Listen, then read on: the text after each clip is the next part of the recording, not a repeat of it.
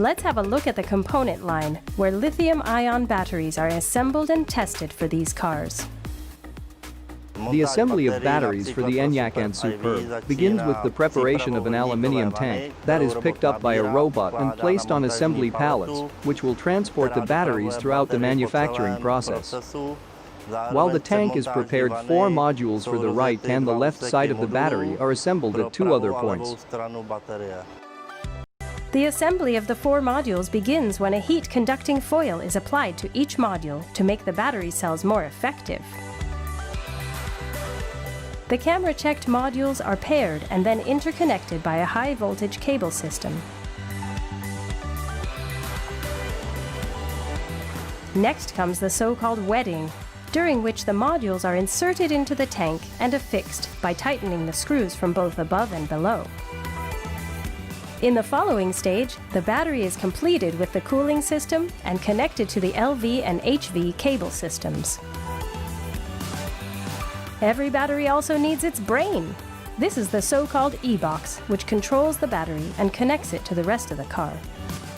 The assembly of e-boxes takes place on a connected line, where extra attention has to be paid to the risk of electrostatic discharge, or ESD, which could damage the control unit.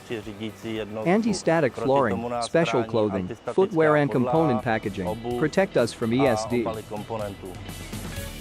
The battery doesn't sleep for a moment during the entire process, and the cells are already 20% charged when they get to the assembly. After the e-box has been installed, the battery can be closed. Its journey then continues to the pressure testing of the cooling circuit and the battery cover. During testing, its functionality and safety are verified. After verification, the battery is charged and continues through the finishing station down onto the shipping pallets.